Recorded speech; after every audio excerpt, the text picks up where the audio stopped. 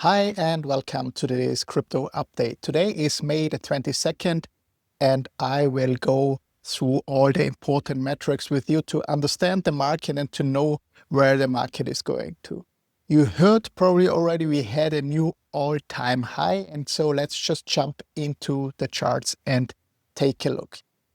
We're looking at the Bitcoin price here on TradingView, and I have overlaid the global money supply, the M2 supply. As we have seen in some of the latest videos I made, I told you that in the moment, Bitcoin seems to follow the global M2 quite well. And if we lay over the global money supply here, we have to tweak it a little to find the right positions, how it fits best. You will see that actually the chart is pretty well following everything we have looked at. So I told you last time here, this gap, when it was matching, I told you that probably it will go up and then it will come down almost to this level and then shoot up. We have seen this. We have seen the price shooting up now. At the moment, we are trading at a price of 111,000, and we have been higher already some hours ago. Also, we need to check the RSI. So the RSI levels are down here. We are still in a range that is not that big of a problem. The RSI is still in a range where it doesn't have to come back. It's still not too high. Then let's also have a look at all the other coins. Let's just move over to coin market cap to get a good feeling what was happening in the market. Let's look again in detail at the Bitcoin chart to see where we went over the last 24 hours.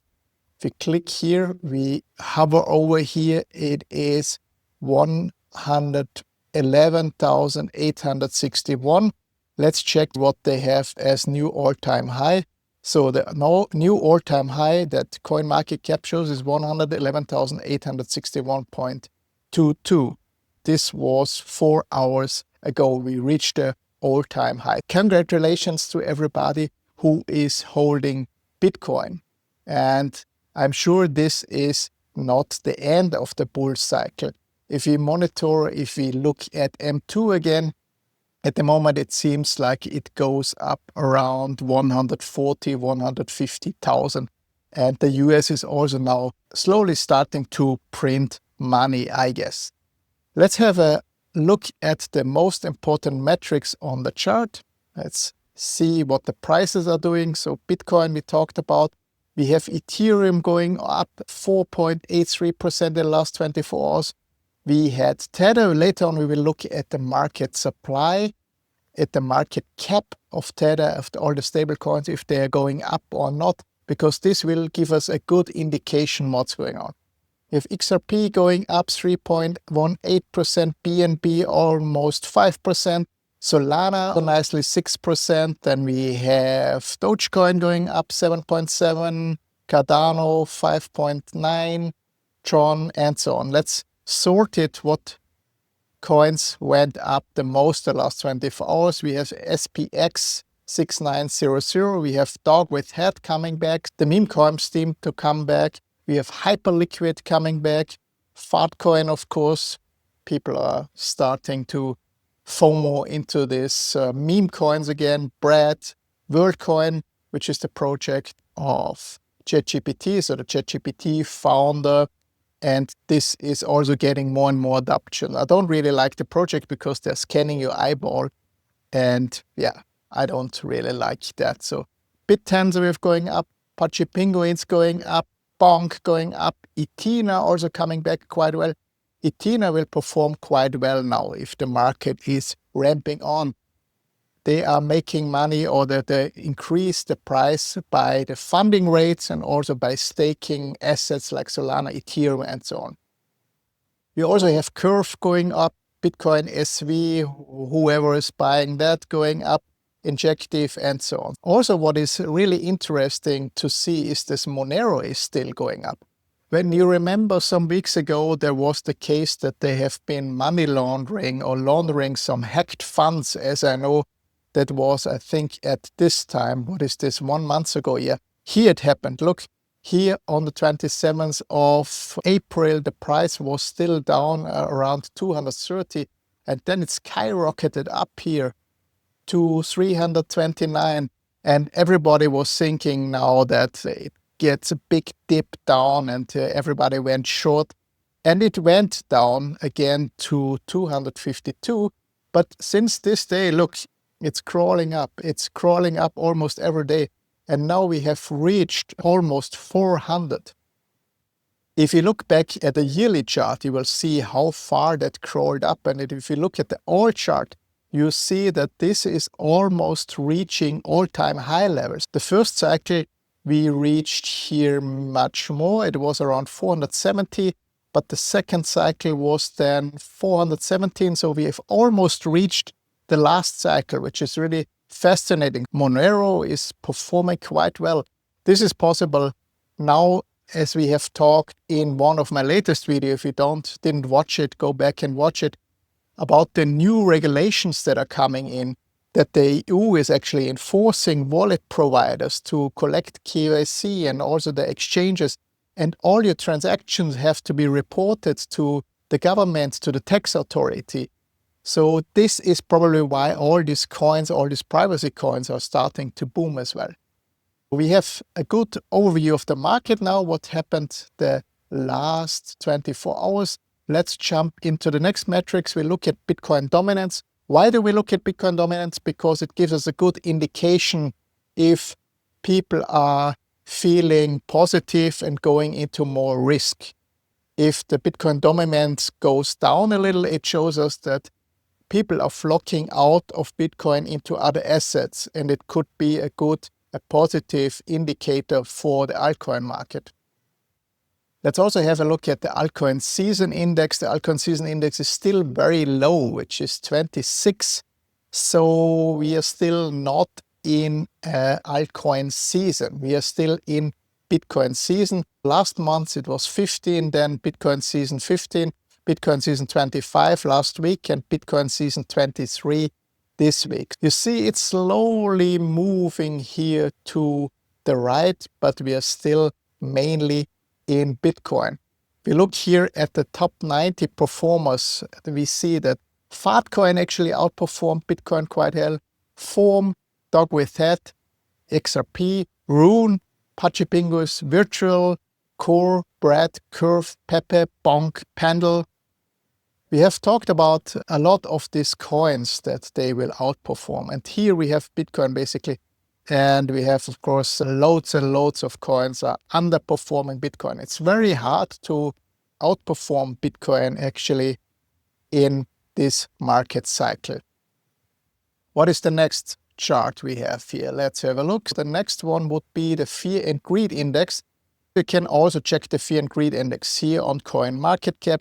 I prefer the Fear and Greed Index of CryptoRank.io, because here you have a better chart, in my opinion, and you can go ahead and overlay the Bitcoin price or also the Solana price or whatever you want to overlay. So for example, you have here Solana or even XRP, and then you can zoom in, zoom out. We can take the last year, the last 6 months, and see when is actually a good time to buy, how the market is doing. As soon the Fear and Greed Index gets to extreme greed, be careful. If you're a shorter term investor, maybe it's a good time to sell. I've done a specific video on that. I will try to link it on top, where you can find out how to define the right selling and buying points based on the Fear and Greed indicator. Just in very short, it tells you here when actually the right time is to buy. So if there's fear in the market, it's the right time to buy. If it's greed, then it's the right time to sell. If it's extreme greed, and as we discussed in my video I did about it, if the extreme greed is going on for some days, you need to find your own metric, then it's maybe a good time to sell. In a bigger overview here, if you have bought here, that would be good in Fear and Greed of 23, which is extreme fear, and then you sell it here. just based on the fear and greed index. The next metric we are looking at is the rainbow chart. The rainbow chart can also give you a good idea where we're standing actually in the cycle. So let me try to zoom in. I will zoom in here. You see, normally in these cycles, it goes up here to red. It's also like a fear and greed, or yeah, you could call it like fear and greed. You see where we are in the cycle. Here you can buy, here you can buy if you are in this more orange line. It's some kind of neutral, and in the last cycle it reached to a very little here, the red line. And this you can also take to get a feeling where we are in the cycle. And if you look here, we are here in the cycle. So not even close to the next line and to the second and to the third line. So it indicates to me that the cycle will run at least for some more months. The next chart we have is a quite interesting chart. It shows you how many percentages somebody in Bitcoin would gain every month. So gains every month if he's invested.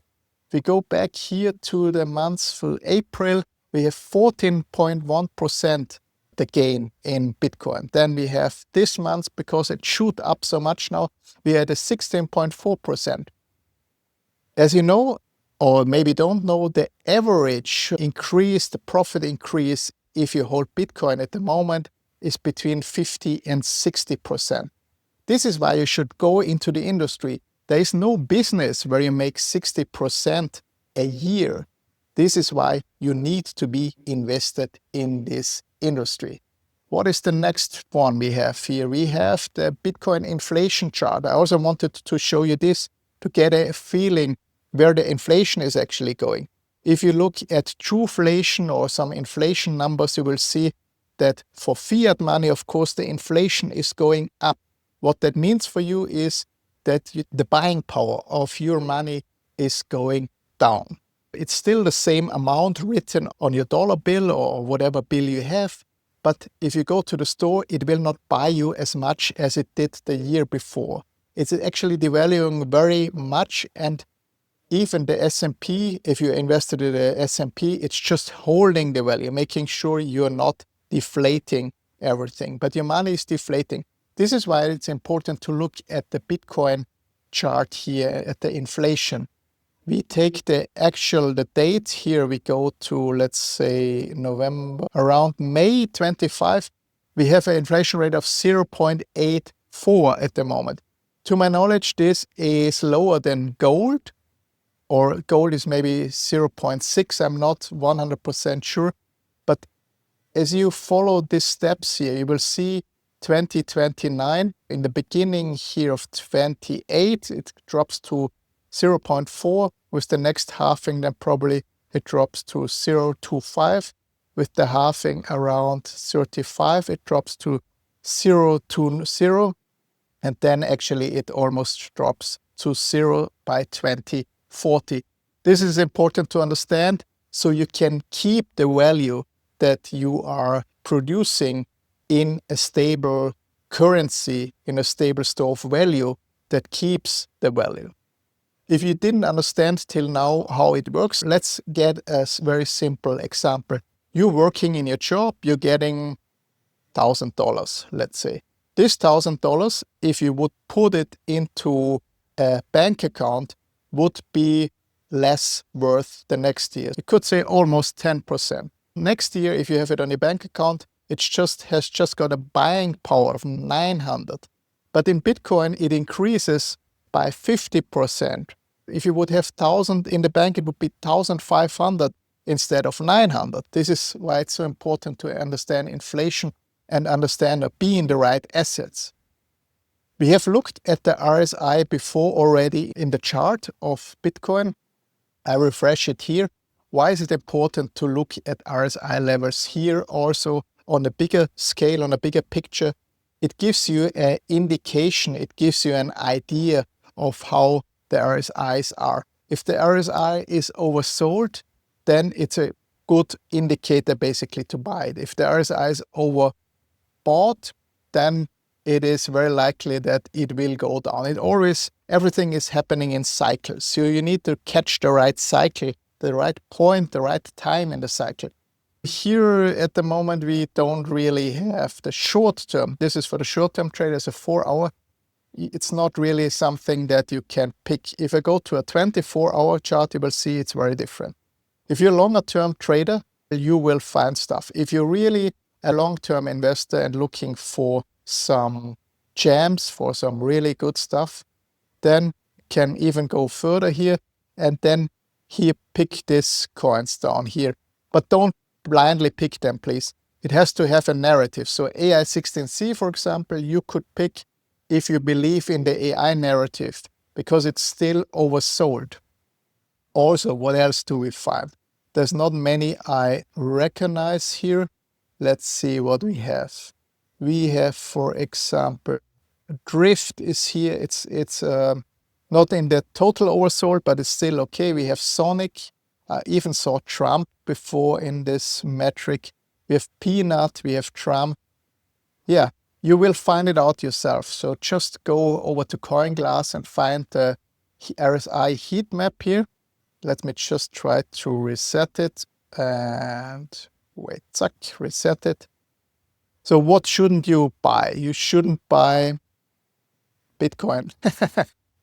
Bitcoin is not really very strong and oversold, but you see, Bitcoin is quite oversold. So getting into the market now, I'm not so sure. I believe in it very long term, of course. Also, SU is starting to get oversold. Pendle is at the age here to be oversold. So be careful. Let's just see how it looks on the 24. What we have here, yeah, Bitcoin even higher, of course. Ethereum quite high already. Grass quite high. BNB, yeah. On this chart, we have a lot of high things. One more thing I want to tell you. Please don't buy stuff just because they are oversold. You need to look at the project and find out if this is actually a project you can go in. It can also be oversold or show oversold because it was a hack, a scam, or just a rack. So be careful, yeah.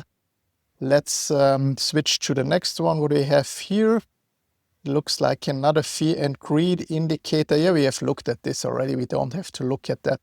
Then we have a Glassnode chart. We're looking at the active addresses now. We see that almost all the time the Bitcoin price is leading and then the active addresses are coming after it. Here we see it's a little in a range. So people are not that motivated in the moment. Still, so retail, I don't know, it's not so jumping on the bandwagon. Probably it's also because the Bitcoin price is so high already. If you go just to the regular coin market cap, which most retail investors will do, they will not buy something that is over 100,000 because they have the feeling I want to own a whole coin. They don't really understand the Satoshi logic, right? This is probably why also a lot of people will buy XRP and so on. The interesting thing, if we go here and switch to the other assets, we will see for Ethereum, it's quite the same. It spiked here, but with Solana, we also see that the motivation here of the people went back a little, it got up, but now it's coming back again. What else we are looking at? We are looking at the market caps of the stablecoins, which is very important. Because if stablecoins are printed, yeah, it doesn't make sense to look at the price here. We look at the market cap. And if I just move here, so let's have a look here. Why is this important? Because this is the on-ramp. People need stablecoins to get into other assets, also big organizations. And just in one day now, the market cap was here at 151 billion, and it jumped here almost a billion in the last day. If you look at the 7-day chart, you see like it's nicely stepping up, stepping up, stepping up. If you look at the longer chart, the same. On a very long chart, you will see that it's actually turning up pretty extreme. So this was USDT. We also have the chart of USTC where we have to switch. And also in this case, we see that especially here on the 21st of May, it went up from, what is the market cap, 60.5 billion to here to 61. So also almost a billion. The same happening here, sometimes going down a little, but the overall trend is pretty much up, as you see. So it has a bit of a down here. So the USDC is much more up and down, and the USDT is very much just up. What's the next one here? Yeah, the funding rates I wanted to discuss with you. You see here, this is the single funding rate. So you can check here on CoinGlass. You can go hover over every bar here and see what is the funding rate for every exchange. This is the cumulated one, which is actually a better picture. What does it tell you? If the funding rates turn green and bullish, this is a bullish sign for the market as well. It can also tell you that you need to be careful at a certain time. If you look at the longer time frame here, the funding rate can also give you indication that you should get out or into the market. Here you see this marked the top, this high funding rate, this marked the top. Then we have, it's coming up quite high here, but it's still not there. If you look on the left side here, we go over, this is the level that we are at the moment. So it's still quite a normal funding rate. If we go up to this level, I would be worried a little about it. So just keep that in mind. We should also discuss some news, what was going on over the last 24 hours. We looked at all the charts, at the metrics, but of course, news also have an impact on the market. And we have very positive news over the last almost half a year. I would say it's really stacking, so much happening. For example, now also Hong Kong passed the stablecoin bill. The same as in the US, they're actually front-running the US a little, or they're at almost the same level. They will also implement the stable bills. As I have mentioned in my last video, also check it out up here. The stable bill is actually a very clever way to get the bonds sold. Nobody wants to buy the US bonds anymore.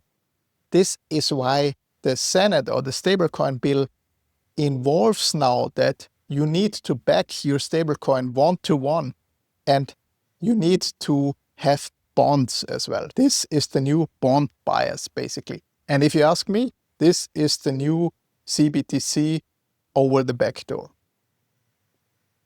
What else happened in the last 24 hours or in the last period of time? Also, South Korea has now implemented KYC requirements. This means that they are much more strict. I also made a video about what's going on with the CARF regulation. Check it out. I will try to link it.